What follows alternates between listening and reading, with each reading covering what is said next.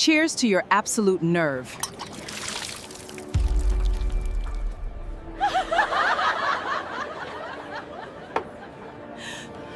The invitation arrived on a Thursday, tucked between a power bill and a flyer for a new suya spot 2 streets over, and Nadia Valley almost didn't notice it at all, which, considering what it would eventually set in motion, struck her later as very funny. Cream cardstock, gold foil edging, her name written in a calligrapher's hand that had clearly never had to think twice about its fee. Dinner at the Aden residence, Saturday, 7 p.m. Please come as you are. Nadia read it standing in her doorway, still in her work blouse, one shoe on and one shoe in her hand, and let out a short laugh that had absolutely nothing to do with humor. Please come as you are, she said aloud, to no one, because her flat was empty except for a pot of jollof going cold on the stove and a ceiling fan that squeaked on every third rotation. As if Celeste Aden has ever once in her life wondered what As I Am looks like for the rest of us. She set the card on the kitchen table, propped against the pepper grinder, and went to rescue the rice. Her best friend Simisola called 40 minutes later, because Simisola always called at the worst possible time, as though she had some sixth sense for interrupting Nadia mid-bite. You've been summoned, Simi said, without so much as a hello. Nadia could hear traffic in the background, horns, someone's radio playing Old Fella too loud. How do you already know about this? Elliot called me, practically begging me to talk you out of going. The boy sounded like a man watching his own execution get scheduled. Nadia smiled around a spoonful of rice. He's being dramatic. He's being accurate. Nadia, his mother has a reputation. Auntie Bumi's daughter works catering for the Aden sometimes, and she said last Christmas Celeste made a whole-grown diplomat cry over the wrong fork. I know which fork to use, Simi. That's not the point, and you know it's not the point.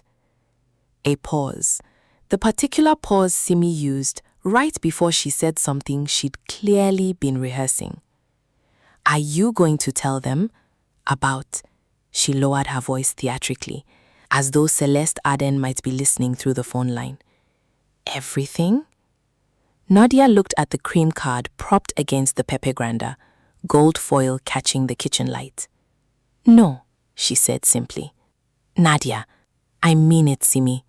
The day I have to announce what I'm worth to be treated like a human being is the day I stop believing anyone ever loved me for the right reasons. She set her spoon down. Elliot doesn't know. That matters to me. I'd like to keep it that way for as long as it can stay true. Simi sighed, long and put upon. The sigh of a woman who had lost this argument before and knew she would lose it again. Fine. But if that woman makes you cry, I am personally flying to that mansion and setting the drapes on fire. They're probably silk. It'd be a whole thing with the fire department. Worth it, Simi said, and hung up before Nadia could argue further. The truth was, Nadia had met Elliot Aden in the most unglamorous way imaginable, which was, she thought, half the reason she trusted it. It had been a wet Tuesday evening 6 months ago, in a small second-hand bookshop off Awolowo Road that smelled permanently of dust and old paper and the owner's endless cups of Lipton tea. Nadia had gone in soaked to the knees, chasing a Buchi Emicheta novel she'd been hunting for weeks, and had reached for the last copy on the shelf at the exact moment a tall man in a very expensive-looking but very wet blazer reached for the same book. Their hands had collided on the spine. Oh, he'd said, snatching his hand back like he'd touched a hot stove. Sorry, please, go ahead. You saw it first, Nadia had said, eyeing him. Expensive shoes, ruined by the rain, a watch she recognized well enough to know cost more than her monthly salary, and an expression of pure, genuine embarrassment that didn't match either. I really didn't. I was staring at the rain through the window like an idiot, and you clearly wanted it more. I did want it more. He'd laughed, a real laugh, surprised out of him, and something about the sound of it had made the shop owner glance up from his tea with mild irritation.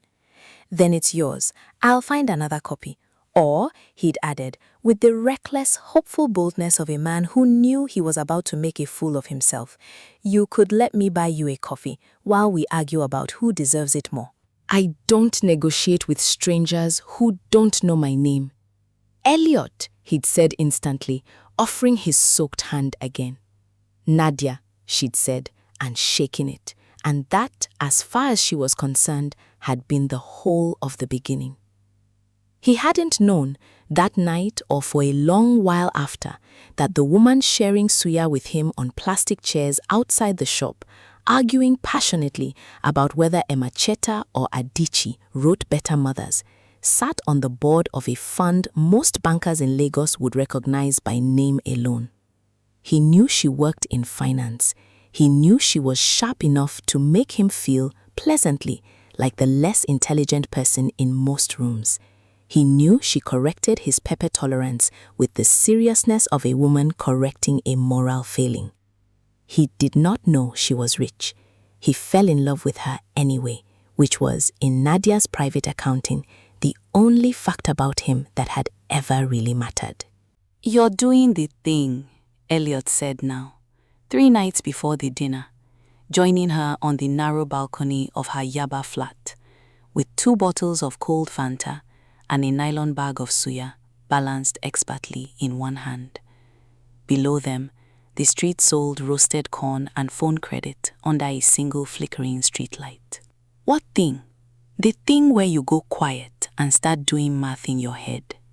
He handed her a bottle, dropped into the plastic chair beside hers, close enough that their shoulders touched. "You've been doing it since the invitation came.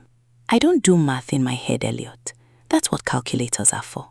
"Nadia." She exhaled, looked out at the street instead of at him. "Your mother doesn't want to meet me.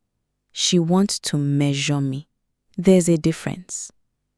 Elliot was quiet a moment, turning his bottle slowly between his palms.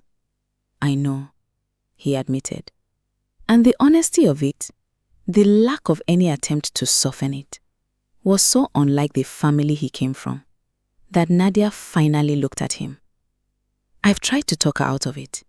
She's already decided you're—" He stopped himself. "After my money." Nadia finished for him, dryly. "Go on. Say it. I won't break." "She's wrong," he said, fierce enough that a woman selling corn on the street below actually glanced up. "And I told her so. I told her I don't care what she thinks she knows about you. I know what I know." "And what's that?" He reached over, took her hand, turned it over gently in his, like he was checking it for something precious. "That you argue with street vendors over 10 naira on principle.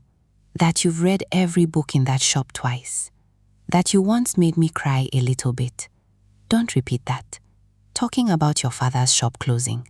And then you made a joke 30 seconds later because you hate being watched while you're sad." He shrugged. Simple, unguarded.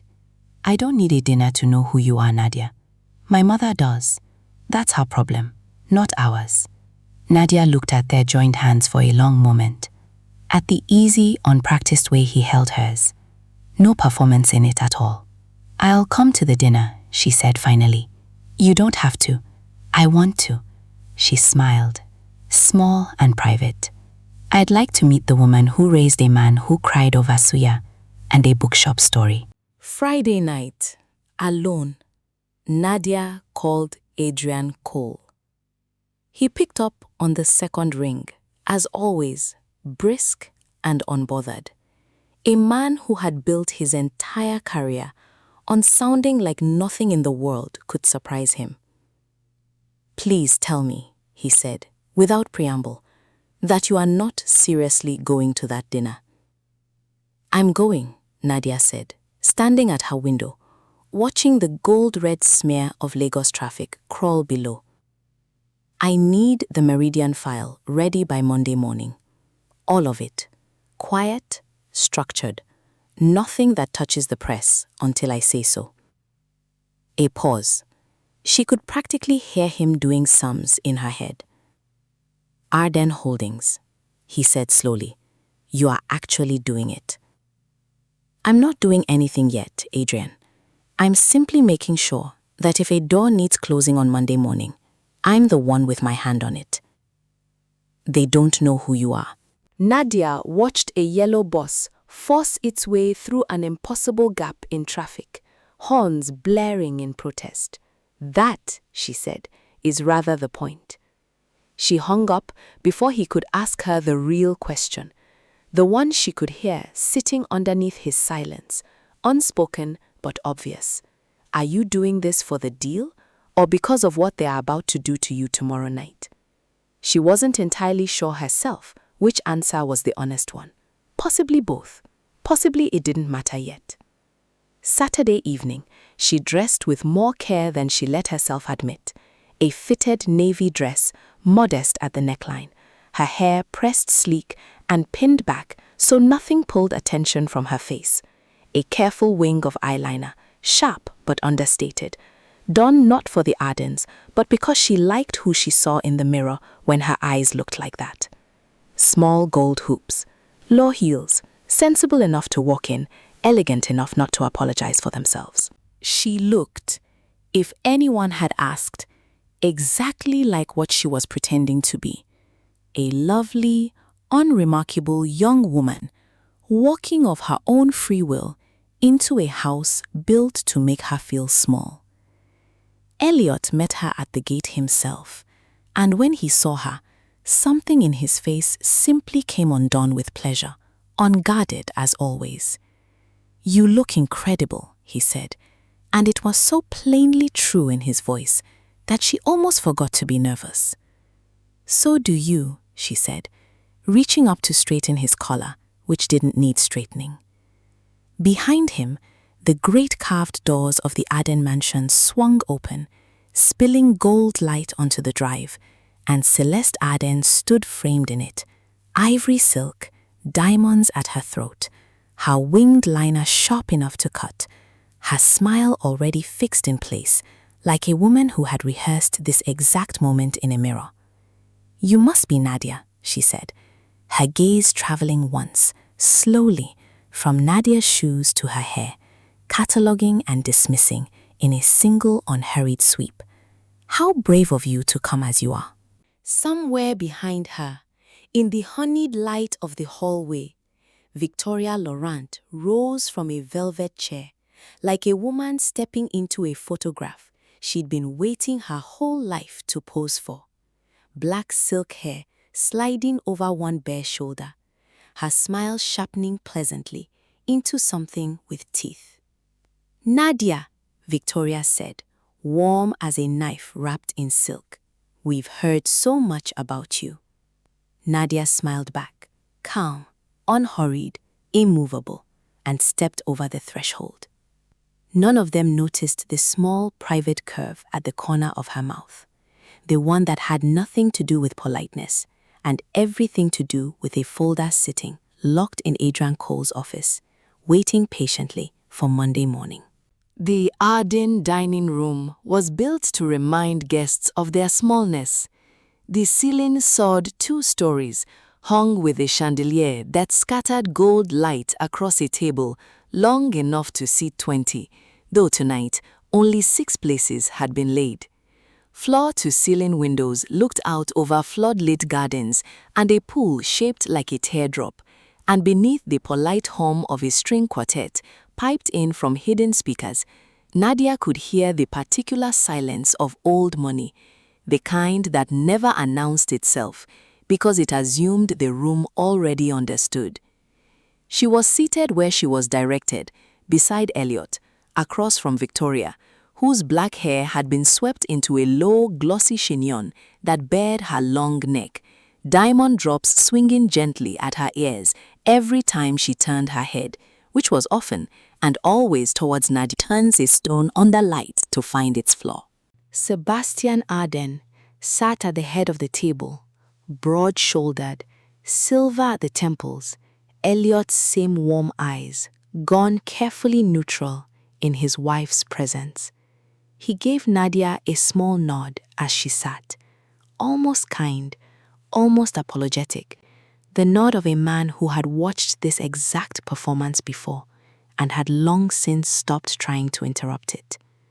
"So," Celeste said, once the first course arrived, a pale, elegant soup that Nadia suspected cost more per bowl than most people spent on groceries in a week. "Tell us about yourself, Nadia." Elliot has been rather protective of the details. "There isn't much to protect," Nadia said, lifting her spoon, unhurried. "I grew up in Surulere. My mother raised me mostly alone after my father's shop closed when I was 12. I went to university on a partial scholarship. I work in finance now." "Finance," Celeste repeated, the word placed carefully on the table like a fork set slightly wrong on purpose. "How broad a term. Which firm?" A small one. You wouldn't have heard of it. "Try me," Celeste said, smiling. "I know most firms worth knowing." "Veil Advisory," Nadia said smoothly. "True, technically, and entirely beside the point, since Veil Advisory was 3 rooms and a receptionist she used precisely for evenings like this one. Boutique work, very quiet." "How quaint," Victoria said, leaning forward with the particular delight of a woman circling something wounded. "I do love a woman who's found her lane and stayed in it." "It's a good lane," Nadia said pleasantly. "Wide enough for everything I actually need." Elliot's hand found hers under the table, brief and steadying, and she squeezed it once before letting go, because she did not in fact need steadying, but she liked that he thought to offer it. Elliot tells us you took the boss here tonight, Celeste said, dabbing her mouth with a napkin embroidered, Nadia noted, with the Aden Hamley crest. "Is that, forgive me, I only ask because I'm curious, is that a choice or a circumstance?" "Both at different points in my life," Nadia said. "Tonight it was traffic. The Danfo beats your driveway gate by 20 minutes on a Saturday." Sebastian, unexpectedly, laughed, a short, genuine bark of a sound, quickly smoothed over when his wife's eyes caught sideways at him. "She's not wrong," he murmured into his wine. "Adeyemi took 40 minutes just getting past the toll gate." "Sebastian, I'm only saying the girl has a point, Celeste." Celeste's smile didn't move, but something behind it did, like a door closing very quietly down a long hallway. "I only ask," she continued, turning back to Nadia as though her husband hadn't spoken at all, "because Elliot has never once in his life taken public transport, and I find myself wondering what you two possibly talk about." "Books, mostly," Nadia said. "He has terrible taste in poetry, in case no one's told him." "I have excellent taste." "You quoted Wordsworth at me unironically, Elliot. It's a classic. It's a man complaining about clouds for 4 stanzas. Sebastian laughed again, louder this time, and even Victoria's mouth twitched despite herself, before she visibly remembered which side of the table she was sitting on and rearranged her face into something cooler. Celeste let the laughter pass like weather, waiting it out. "Charming," she said, once the table had quieted. "Truly. It's just that Elliot has always had, how do I put this kindly, options. Women of a certain background, a certain polish, women who understand what it means to sit at a table like this one without needing the menu explained." "I don't need the menu explained," Nadia said. "I know exactly what's being served tonight." For the briefest moment, something flickered across Celeste's face. Not quite alarm, but its cousin, the recognition that the girl across the table hadn't flinched when she was supposed to. This second course came and went. Some elaborate fish Nadia didn't recognize and didn't ask about, while Victoria took her turn, leaning into the conversation with the practiced ease of a woman who had clearly done this before to other girls in other dining rooms. "Tell me," Victoria said, swelling her wine, "what does your family do? Elliot told us so little, I always think you can learn everything about a person from where they come from. My mother sells fabric at Balogun Market, has for almost 20 years. She's very good at it, better than most people with business degrees, honestly. My father ran a small electronics repair shop before it collapsed. Collapsed how? Nadia set her spoon down, unhurried, and met Victoria's eyes directly for the first time all evening. A larger company undercut him deliberately, then bought his suppliers out from under him to force him out of the market, then let the whole street die once he was gone, because they'd only ever wanted the land. She smiled, faint and without warmth. Big families do that sometimes to small ones. I imagine it doesn't come up much at your dinner tables. Silence settled over the table, like dust. Elliot, beside her, went very still, watching her with an expression she couldn't quite read. Not embarrassment, she registered with relief, but something closer to quiet awe, as though he were seeing a version of her he hadn't met yet and liked immediately. Celeste recovered first, her smile snapping back into place like an elastic band. "How unfortunate," she said, in a tone that suggested she found it neither unfortunate nor particularly interesting. "Business is business, of course. One can't take these things personally." "No," Nadia agreed softly. "One really shouldn't." It was over dessert.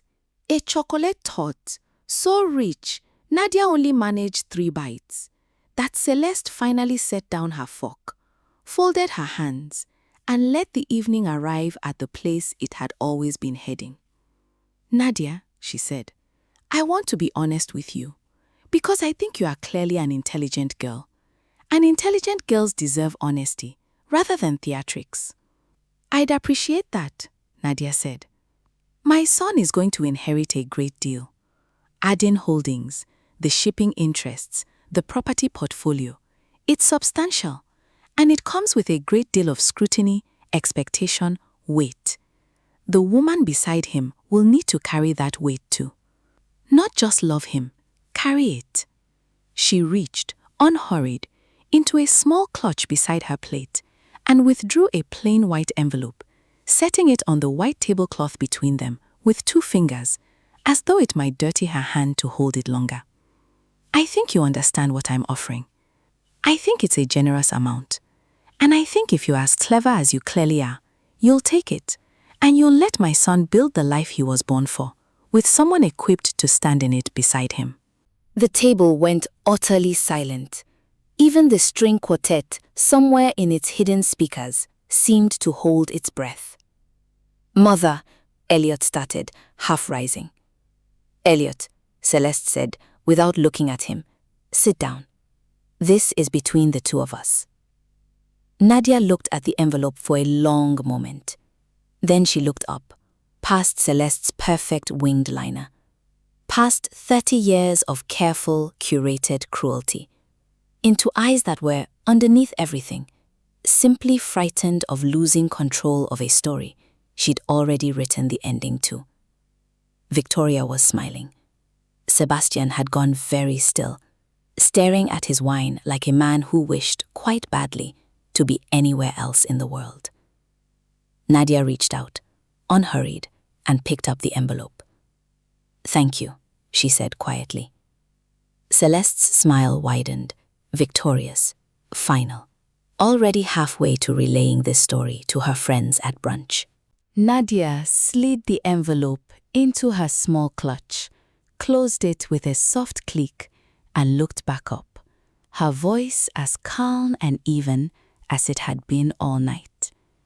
"You should hold on to envelopes like this one, Mrs. Aden," she said. "I have a feeling your family's going to need them a great deal more than I will, very soon." Celeste blinked. "Excuse me?" Nadia only smiled, reached for Elliot's hand under the table, and said nothing further, because some things, she had learned, were far more powerful, left to arrive on their own, on Monday morning, entirely uninvited. Monday morning arrived in Lagos the way it always did, humid, loud, indifferent. And inside the glass and steel tower of Aden Holdings on Victoria Island, nobody yet knew that the ground beneath the entire building had already begun, quietly, to shift. Sebastian Aden was the first to notice because he was, whatever his other feelings, still a man who read his own financial statements before his assistant summarized them for him. He was at his desk by 7:15, coffee untouched, when his phone buzzed with a message from the bank that made him set the cup down very carefully, as though sudden movement might make the words on the screen rearrange themselves into something less alarming. Credit Facility AH2291. Immediate review required. Please contact your relationship manager at your earliest convenience. He called immediately. The relationship manager, a young man named Dapo, who had handled the Aden accounts for 6 years without incident, sounded strained in a way Sebastian had never heard from him before. Sir, I've only just seen this myself. There's been a directive from above. Someone's flagged the facility for review. I don't have the full details yet. They've come from a pause, paper shuffling. From compliance, sir. It's above my desk. Above your desk? Dapo, I have known you since you were an intern. What is going on? I truly don't know yet, sir. I'll call you the moment I do. Sebastian hung up and sat very still for a moment, staring out at the lagoon glittering under the morning sun, and told himself, the way men like him always told themselves first, that it was nothing, a clerical error, a misfiled document, the kind of small administrative hiccup that happened to companies with 100 moving accounts and got resolved by lunchtime with an apology and a fruit basket. By 10 a.m., he no longer believed that. The second call came from Meridian Trust, the Aden's largest single investor, a relationship Sebastian's own father had built 30 years earlier, one of the quiet foundational pillars the entire empire had been constructed on. The man on the phone, Meridian's regional director, sounded almost embarrassed. Sebastian, I'll be straight with you, because you deserve that much after 30 years. We're withdrawing our position, effective immediately. Withdrawing? Femi, what are you talking about? We signed a renewal 8 months ago. I know what we signed. This isn't personal, and it isn't about performance. Your numbers have been fine. This is coming from a change at our own board level. New majority interest upstream, new instructions. I got the call myself an hour ago. I'm sorry, Sebastian. I truly am. I fought it as much as I could. Whose instructions? Who bought into Meridian? A pause, heavy with something Sebastian couldn't yet name. I don't have that information yet. It's moved fast, unusually fast. I'll tell you the moment I know something concrete. Sebastian set the phone down slowly, and for the first time in longer than he could remember, felt something cold settle at the base of his spine. Not panic yet, but its early cousin, the low hum of a man realizing the floor he always trusted might not be as solid as he'd believed. By early afternoon, the emergency board meeting had been called, and the long glass table on the 40th floor, usually a place of measured voices and expensive silences, had become something closer to a war room. Someone is buying us, said Grace Adeyinka, the company's sharp-eyed CFO, sliding a folder across the table with the particular briskness of a woman who did not enjoy delivering bad news twice. Quietly, methodically, across 3 different fronts. Meridian's withdrawal isn't isolated. 2 of our smaller credit lines have frozen in the last 6 hours. A shell entity has been acquiring shares through 4 different brokers since Friday, small enough not to trip disclosure thresholds individually, but together, she tapped the folder. Together, they now control just under 11%. 11% is not a controlling stake, said Bertrand Okafor, the eldest board member, a man who had served under Sebastian's father and did not enjoy being told the world had changed since. It's concerning, but hardly. It's 11% in 4 days, Bertrand, Grace snapped. At this velocity, we're looking at a serious position within the month, and that's without accounting for Meridian shares, which, and this is the part that should worry all of you, Meridian did not sell, they transferred into a fund we cannot yet identify. The room went quiet. Who? Celeste said. She had insisted on attending, seated at the far end in a dove-grey suit, her composure only slightly less immaculate than it had been at dinner 2 nights earlier. Who on earth would want to do this to us? We have no enemies of this scale. Everyone respects the Aden name. Respect, Grace said dryly, has never once stopped anyone from buying a company out from under a family that wasn't paying close enough attention. Sebastian, at the head of the table, rubbed his temples and said nothing, because some private, quiet part of him had already begun turning over the events of Saturday evening. The envelope, the girl's calm, unhurried smile, the strange, precise way she'd said, "Your family is going to need them a great deal more than I will." And he did not yet want to say the thought out loud, because saying it out loud would make it real, and he was not ready for it to be real.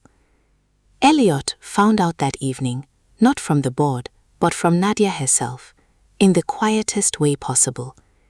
He had gone to her flat straight from the office, still in his suit jacket, tie loosened, looking like a man who had aged several years in his single day. She opened the door before he knocked, as though she'd been waiting. And something about that, the readiness of it, made his stomach tighten even before he spoke. "My father's company is under attack," he said, without preamble, stepping inside. "Someone's buying us out, quietly, fast. Nobody knows who." "I heard," Nadia said. Something in her voice, too even, too unsurprised, made him go very still. "How would you have heard that? It's not public yet. It's barely known inside the company." Nadia looked at him for a long moment, and he watched, with the particular sick clarity of a man about to understand something he could not take back, as she made a decision behind her eyes. "Sit down, Elliot," she said gently. "There's something I should have told you a long time ago. I think it's time." He didn't sit. He stood in the middle of her small living room, tie still loosened, and said quietly, "Nadia, what did you do?" "I didn't do anything Saturday night that your mother didn't hand me the reason to do first," Nadia said. "But no, this didn't start Saturday. This started years before I ever met you. Nadia, my name isn't just on a boutique advisory firm, Elliot." She said it plainly, without flourish, watching him carefully as the words landed. "I run Veil Capital. I have for 8 years. It's not small, and it's not quiet in the way I let people believe. I built it from nothing, after a company very much like your father's put my own father out of business when I was 12 years old and didn't think twice about it." She paused. "The fund your father's company is currently trying to identify, the one that's just acquired Meridian's position, that's mine, Elliot. It has been in motion since Friday night, before your mother ever handed me that envelope." The silence that followed was long enough that Elliot could hear the ceiling fan ticking faintly overhead, the street sounds drifting up from below, ordinary and unbothered by the fact that his entire understanding of the last 6 months had just been quietly rewritten in front of him. "You're," he started, and stopped, and tried again. "You're not, this isn't a joke, this isn't some. It isn't a joke. 8 years, Nadia. You've had this for 8 years, and you never once—" "I never once needed you to know," she said. And for the first time that evening, something in her calm voice cracked slightly, revealing the effort it had always taken to hold it so steady. "Do you understand what it's like, Elliot, to have people decide what you're worth before they've heard a single true thing about you? I watched it happen to my father. I watched grown men in good suits decide he didn't matter, and I promised myself I would never build a life where money walked into a room before I did. I didn't lie to you. I simply never gave money the chance to answer for me. Not with you. Not ever with you." "But you let your money answer for you Saturday night," Elliot said quietly. "With my mother." Nadia met his eyes without flinching.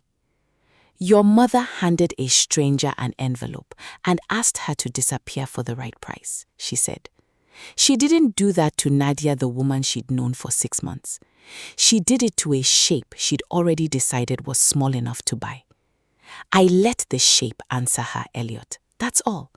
I never once lied to you about who I was underneath it. Elliot sat down then, finally, heavily, on the arm of her worn sofa, and put his head in his hands, and said nothing for a long moment. They are going to lose the company, he said eventually, muffled. Aren't they?